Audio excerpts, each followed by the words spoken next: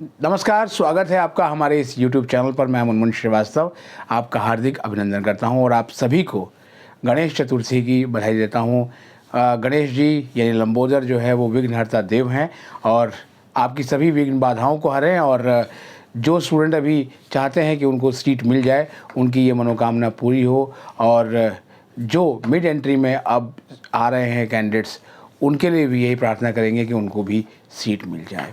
फ़िलहाल mid entry खुल चुकी है और आपने एक इंटरव्यू भी अभी पीछे देखा होगा शाम को। उसके बाद कई पेरेंट्स ने मुझे कहा कि आपने कुछ बोला नहीं इसके ऊपर, मिड एंट्री को लेकर आपने एक सस्पेंस बना के रखा। हमने उनको कहा कि मिड एंट्री को लेकर जब भी हमने कुछ कहा था वही सारी चीज़ें उसकी गाइडलाइंस में आई हुई हैं और बेवजह जो है वो स्टूडेंट्स परेशान हो रहे थे कि क्या होगा, थर्ड राउंड में कौन पार्टिसिपेट करेगा, कौन नहीं करेगा। लेकिन अब जो है वो स्थिति बिल्कुल स्पष्ट हो गई है। फ़िलहाल बात करेंगे मिड एंट्री करने वालों के लिए। मिड एंट्री 2 स्टेप पे खुली हुई है। पहली उनके लिए जो CUT का एग्ज़ाम जो उन्होंने दिया था, लेकिन वो DU के CSCS के पोर्टल पे अपना रजिस्ट्रेशन कराने से चूक गए थे, कारण चाहे जो भी रहा हो, ये उनके लिए है। यानी वो पूरी तरह से न्यू यूज़र होंगे और वो अपना जो है वो रजिस्ट्रेशन करेंगे, बिल्कुल फ्रेश रजिस्ट्रेशन। और उसके बाद जो है वो अपना लॉगिन क्रिएट करेंगे और उसके बाद ही वो प्रोसेस जो है उनका स्टार्ट के साथ शुरू होगा। सब्जेक्ट मैपिंग और उसके बाद प्रेफरेंस फिलिंग और उसके बाद प्रेफरेंस का जो सबमिशन। दूसरे वो हैं जो या तो सब्जेक्ट मैपिंग की वजह से बाहर हो गए या फिर फुलफिलमेंट ऑफ द क्राइटेरिया की वजह से बाहर हो गए या कोई डॉक्यूमेंट नहीं होने की वजह से, जैसे रिजर्व कैटेगरी का किसी सर्टिफिकेट की वजह से बाहर हो गए, वो भी मिड एंट्री का पार्ट हैं। या फिर जो है किसी की एप्लीकेशन कुछ और कारणों से रद्द हो गई, वो भी मिड एंट्री में आ सकते हैं। यानी कि मिड एंट्री 2 लेवल पे काम करेगी और ये दोनों ही लेवल बहुत इम्पॉर्टेंट है। अब सबसे पहले बात करेंगे उनकी जिनकी एप्लीकेशन रिजेक्ट हो गई थी और वो इसमें आ रहे हैं। देखिए, एक बहुत बड़ा आंकड़ा निकल के आया एप्लीकेशन रिजेक्ट होने का, वो था आपका सर्टिफिकेट। जी हाँ, EWS का सर्टिफिकेट जो 6 महीने से अधिक पुराना ना हो, यानी 1 अप्रैल 2024 या उसके बाद का। और OBC नॉन क्रिमिनल का सर्टिफिकेट जो भी 1 अप्रैल 2024 या उसके बाद का। तो अगर नहीं है तो आप देख लें कि आजकल में आपके पास वो सर्टिफिकेट उपलब्ध हो सकता है या नहीं। मैं एक कमेंट पढ़ रहा था जिसमें एक स्टूडेंट ने लिखा कि सर उस समय तक मेरे पास सर्टिफिकेट नहीं था, अब आ गया है, तो क्या जो है वो मुझे मिड एंट्री में मौका मिल जाएगा? बिल्कुल आपको मौका मिलेगा। आप मिड एंट्री में आराम से रजिस्ट्रेशन कर पाएंगे और इस पूरी प्रक्रिया को पूरा कर पाएंगे। इसी से जुड़ा हुआ एक सवाल और भी है कि सर सीट मिलने की क्या गारंटी है? देखिए, मिड एंट्री को मैंने पहले भी आपको बताया था कि ये Charlie and the chocolate factory में चार्ली को जो गोल्डन टिकट मिला था, ये गोल्डन टिकट नहीं है। हाँ, ये गोल्डन टिकट है कि आप DU का पार्ट बनने की तरफ उस ट्रेन में आप सवार हो गए, जो ट्रेन आपकी किसी स्टेशन पर छूट गई थी क्योंकि आपने उसको पकड़ने में बहुत फुर्ती नहीं दिखाई थी, जबकि बहुत लंबा समय दिया गया था। जो गाइडलाइंस मिड एंट्री की है उसके मुताबिक यही है कि मिड एंट्री में आप आए हैं, इसमें साफ साफ जो है वो लिखा हुआ है, जो गाइडलाइंस है, कि इसमें सीट की कोई गारंटी नहीं है। आप जो है वो रजिस्ट्रेशन कर रहे हैं, 1000 रुपये जो आप मिड एंट्री के लिए दे रहे हैं वो नॉन रिफंडेबल होगी। यानी आप चाहेंगे कि ये पैसा आपको वापस मिल जाए तो वो नहीं मिलेगा, ठीक है, वो नॉन रिफंडेबल है। और मिड एंट्री में एक जो सबसे ख़ास बात यह है कि पिछले दिनों अपग्रेडेशन की बात बहुत चली, कई दिन से लगातार जो है वो अपग्रेडेशन का होता रहा।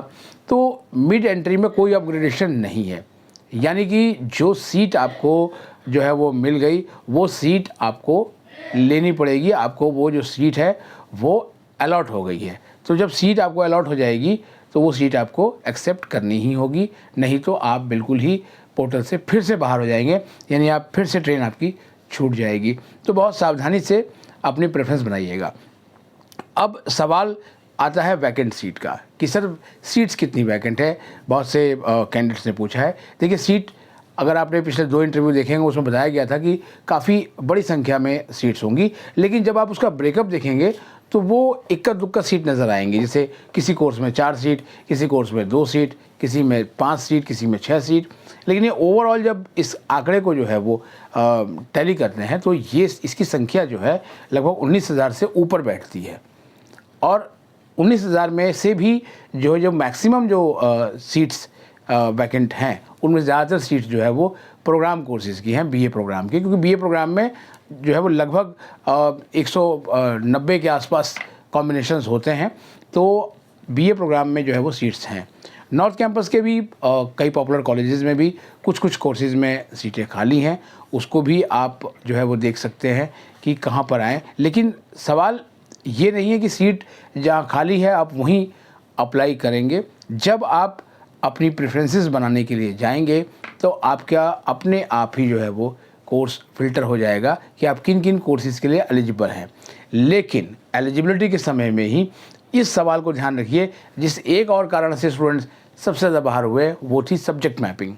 सब्जेक्ट मैपिंग का मतलब ये है कि आपके 12th के सब्जेक्ट, आपके CUET के एग्ज़ाम के सब्जेक्ट्स और जो ड्यू की एडमिशन बुलेटिन में लिखा हुआ है उस सब्जेक्ट को सब्जेक्ट के साथ आपको मैप करना है, यानी जोड़ना है।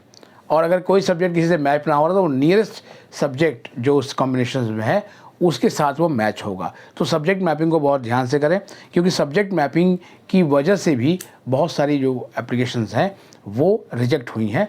इसलिए कल रविवार का दिन है और रविवार छुट्टी का दिन होता है, लेकिन इस संडे को आप इस मिड एंट्री का फॉर्म भरने के लिए आप जो है वो फन डे के रूप में बना सकते हैं। लेकिन प्रेफरेंस बनानी कैसे है? अब बहुत से जो विद्यार्थी पूछेंगे कि आप सर बहुत ही ट्रेडिशनल तरीका बता रहे हैं, लेकिन ये ट्रेडिशनल तरीका जिन्होंने भी स्टूडेंट्स ने ये तरीका अपनाया उनको जो है बहुत आसानी हुई और बहुत अच्छे से उन्होंने प्रेफरेंस बनाया। पहली बात तो ये करिएगा कि आप जो है वो अपनी प्रेफरेंसेस कोर्स और कॉलेज की एक पेन और नोटबुक लेकर अच्छे से लिख लीजिएगा। और उसको लिखने के बाद आप जो है वो अपना लैपटॉप या पीसी वहीं पर बनाइएगा। जहाँ बार बार मैं ये चीज़ कहता हूँ कि आप अपने सेलफ़ोन से जो है वो अपनी प्रेफरेंस नहीं भरिएगा, आप लैपटॉप या पर्सनल कंप्यूटर का इस्तेमाल करिएगा और वहीं से आप जो है प्रेफरेंस बनाइएगा। और जब आपको लगे कि ये आपने जो प्रेफरेंसेस बनाई है वो बिल्कुल सही है, आप उसका प्रीव्यू भी करके आप देख लीजिएगा कि भाई ये हमने जो बनाया है वही दिख रहा है, तो वो आप उसके बाद ही फाइनल सबमिट कीजिएगा, जिससे कि आपके जो चांसेस हैं सीट मिलने के 11 सितंबर को वो ज़्यादा से ज़्यादा हों, क्योंकि आपकी प्रेफरेंस बहुत मैच करेगी। तो प्रेफरेंस को बहुत ध्यान से बनाइए।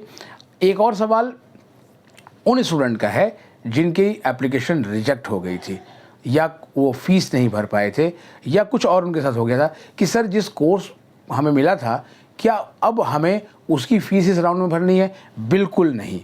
अब जो भी पीछे आपका था वो सब जो है वो वॉशअप हो गया। अब आप बिल्कुल फ्रेश तरीके से मिड एंट्री में आए हैं। आपको नई प्रेफरेंस बनानी होंगी और उन्हीं प्रेफरेंस और आपका जो मेरिट है, मेरिट मतलब आपकी जो स्कोर आपका आया है और उस कोर्स के लिए कितनी कट ऑफ लगाई गई है, आपकी कैटेगरी क्या है, उसी के आधार पर जो मेरिट लिस्ट बनेगी तभी आपको जो है वो सीट अलॉट होगी और आपको जो अब सीट मिलेगी उसी की ही आपको फ़ीस भरनी होगी। पिछला जो कोर्स आपको मिला था उसका अब इससे कोई लेना देना नहीं है। अब जो है वो एक कोर्स कॉम्बिनेशन है कंप्यूटर एप्लीकेशन से जुड़ा हुआ। ये कोर्स जो है वो बीए प्रोग्राम में ऑफ़र किया जाता है और बहुत से कैंडिडेट्स की जो एप्लीकेशन है वो रिजेक्ट इस कारण से हो गई कि उन्होंने 12th में मैथ नहीं पढ़ा था। पिछले दिनों हमने भी कहा कि शायद ऐसा गलत हुआ, लेकिन जब हमें ड्यू की डीन एडमिशन प्रोफेसर हनीत गांधी ने एक टैम्पलेट भेजा और उस टैम्पलेट के मुताबिक जो है वो 12th में वो विषय पढ़ा होना चाहिए और इसके बारे में पहले से ही विद्यार्थियों को बता दिया गया था।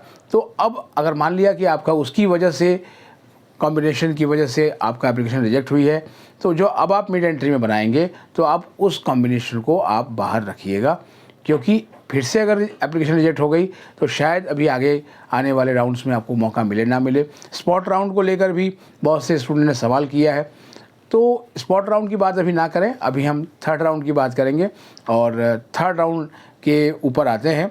एक और जो है सवाल है थर्ड राउंड शुरू होने से ठीक पहले, वो है कि सर अब विड्रॉल ऑप्शन गायब हो गया है, विड्रॉ का ऑप्शन ही नहीं आ रहा। देखिए, दिल्ली विश्वविद्यालय की प्रवेश शाखा ने साफ कर दिया था जब प्रेस कॉन्फ्रेंस हुई थी कि जो भी राउंड जब शुरू होगा उस राउंड के दरमियान आप जो है वो विड्रॉ नहीं कर सकते। तो विड्रॉ ऑप्शन जो हटा है वो इसीलिए हटा है क्योंकि अब ये अगला राउंड शुरू हो गया है। जब थर्ड राउंड कंप्लीट होगा उसके बाद फिर से विड्रॉ का ऑप्शन आ जाएगा और आप 1000 रुपये विड्रॉल फीस देकर अगर आप चाहते हैं कि आप ड्यू में नहीं पढ़ें, आप अपने इस कोर्स को छोड़ना चाहते हैं जो आपको मिली हुई है, तो आप विड्रॉ ले सकते हैं। अब एक सवाल जो है इसी से जुड़ा हुआ है वो ये है कि सर जो हम वैकेंट सीट देख रहे हैं उसमें तो बहुत अच्छे कॉम्बिनेशंस नज़र नहीं आ रहे हैं, हमें जो अभी फ़िलहाल कॉम्बिनेशन मिला हुआ है तो वो बहुत अच्छा है, तो आप बिल्कुल उस कॉम्बिनेशन के साथ जो है वो रह सकते हैं। इस राउंड की प्रक्रिया को पूरे होने के बाद आपके पास फ्रीज़ बटन आएगा, आप फ्रीज़ कर दीजिएगा। और एक सवाल इसी से जुड़ा हुआ है कि सर थर्ड राउंड में क्या वो सभी शामिल हैं जिनकी सीट अपग्रेड नहीं हुई? बिल्कुल शामिल हैं। हम पहले दिन से ही आपको कह रहे हैं कि जिनकी सीट जो है वो जिनको अभी नहीं मिली है या अपग्रेड नहीं हुई है वो सभी लोग जो है वो थर्ड राउंड के लिए जो है पार्ट होंगे। लेकिन थर्ड राउंड को लेकर पहले ही प्रेस रिलीज़ में बता दिया गया था, जो ड्यू के रजिस्ट्रार डॉक्टर विकास गुप्ता ने जारी किया था, उसमें यही बात कही गई थी कि जो थर्ड राउंड जो होगा उसका पिछले दोनों राउंड से कोई लेना देना नहीं होगा, यानी उसके लिए नई कट ऑफ्स होंगी, उसके लिए मेरिट नहीं बनेगी, तो आप हो सकता है कि आपके लिए मौके कुछ और भी मिलें। फ़िलहाल मिड एंट्री और थर्ड राउंड से लेकर जो आपके सवाल हों आप कमेंट में लिख दीजिएगा। आप कोशिश करेंगे कि हम कल उनके जवाब भी आपको के सामने लेके आएँ। फ़िलहाल एक बार फिर से गणेश चतुर्थी की बहुत बहुत शुभकामनाएं। अगर हमारे चैनल पर नए हैं तो चैनल को सब्सक्राइब कर लें और इसे अपने दोस्तों के बीच शेयर ज़रूर करें। मिलते हैं एक और एपिसोड के साथ। शुभ रात्रि।